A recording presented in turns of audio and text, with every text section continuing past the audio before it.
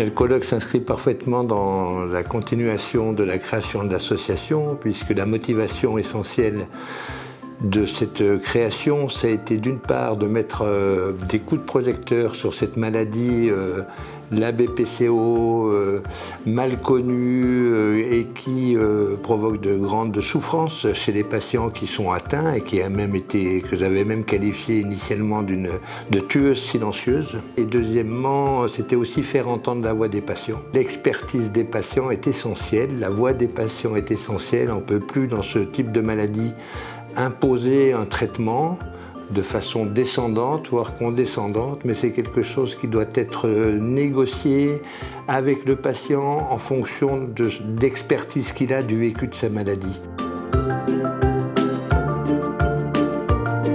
J'attends toujours avec impatience le mois de novembre pour le colloque BPCO, où je rencontre des personnes qui ont la même pathologie que moi et on peut parler le même langage.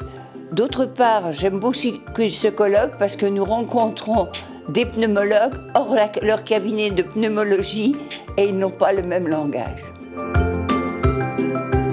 Aujourd'hui, les associations de patients sont devenues une composante absolument indispensable aux soins et à la thérapeutique des malades, ce qui est plutôt relativement récent. Et puis petit à petit, la loi, notamment la loi de 2002, a instauré, organisé la présence des associations de patients dans les instances. Chaque jour, on prend un peu plus de consistance et je crois que c'est indispensable. L'association BPCO me semble une bonne formule pour lutter contre un fléau qui est un fléau considérable. Nous travaillons avec toutes les parties prenantes de l'association et donc dans les travaux que nous menons à la CNAM sur la BPCO, nous travaillons avec toutes ces parties dans les groupes de travail des actions que nous menons. Alors c'est un lieu d'échange très intéressant parce qu'il y a des présentations de haut niveau technique, mais aussi c'est une ouverture d'esprit pour tout le monde. Donc c'est un lieu d'échange, de rencontre, et c'est un lieu aussi de rencontre, de faire connaissance aussi avec les différents intervenants de ces associations ou de ces fédérations de professionnels qui nous permettent de nous connaître, nous apprécier. Et c'est comme ça qu'on met en place après, en collaboration, donc, des actions sur le dépistage de la BPCO, le programme de retour à domicile après hospitalisation pour une BPCO.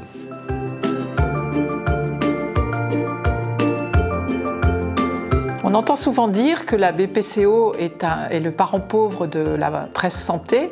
En fait, c'est de moins en moins vrai.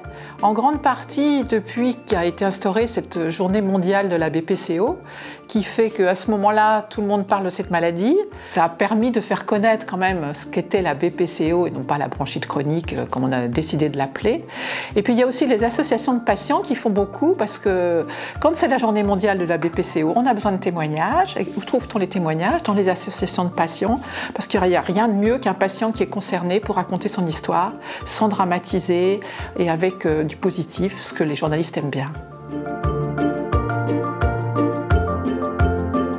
Il existe une évolution actuellement de ce colloque qui se professionnalise avec un journaliste qui coordonne toutes les interventions et qui anime les tables rondes, avec des intervenants dont l'expertise est à chaque fois un peu plus importante et des politiques qui sont prenants pour venir assister et faire des présentations également à ce colloque. En particulier pour l'ouverture. L'année prochaine, le thème du colloque devrait être en lien avec l'accompagnement, toujours dans le domaine de la prévention et de la promotion à la santé, l'accompagnement physique, thérapeutique, mais aussi les aidants sur le plan social, sur le plan financier, sur le plan psychologique, avec également